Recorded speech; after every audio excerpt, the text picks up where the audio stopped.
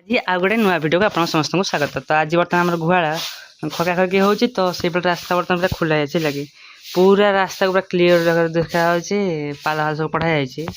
ଆଉ ତ ଏଇଟା କିଛି ଆମର ଗୁହାଳର ଦୃଶ୍ୟ ଅଛି। ଆଉ ଗୋଟେ ଆମର ଗାଡ଼ି ଥୁଆ ହେଇଛି, ମାନେ ଭଙ୍ଗା ହେଇନି, ଖରାପ ଟିକେ ହେଇଯାଇଛି ଆଉ ଲାଗି ଏକ୍ସଟ୍ରା ତାର ଛିଣ୍ଡା ହେଇଛି। ଏଇଟା କିଛି ଆମର ଗୁହାଳର ଭିଉ ଅଛି, ସେଇପଟେ ଆମର ଟ୍ୟୁବଲ୍ ଯିବାକୁ ରାସ୍ତା ଅଛି, ଠିକ୍ ଅଛି।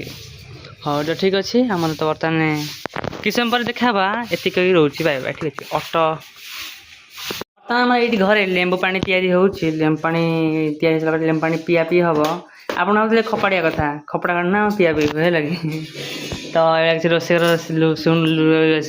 ସିନ୍ ଅଛି ହେଲା କି। ସକାଳୁ ସକାଳୁ ଖରା ବେଶୀ ପଡ଼ୁନି ଆମ ଦୁଆର ମୁହଁରେ, ରାସ୍ତାକୁ ପଡ଼ିଛି ହେଲା କି। ଆଉ ଏତିକି ରହୁଛି, ଆମେ ଆଉ ଟିକେ ପରେ ଦେଖା ହେବା। ଆଉ ବେଶୀ ଭିଡ଼ିଓ କରିନି, ଆପଣ ଭାବିବେ ଖରାପ ଭାବିବେ। ଆପଣଙ୍କୁ ଆଉ କିଛି ସମୟ ପରେ ସ୍ୱାଗତ। ତ ଆଜି ଆମର ବର୍ତ୍ତମାନ ଏବେ ଠାକୁର ପୂଜା ହେଉଛି। ତ ଠାକୁର ପୂଜା କିଛି ସମୟ ହେଲା ପରେ ତାର ଆମର ରୋଷେଇବାସ ହେବ, ଖାଇବା ପିଇବା ହେବ। ଆଉ ତ ଏସବୁ ହେବ। ବର୍ତ୍ତମାନ ତ ଆମର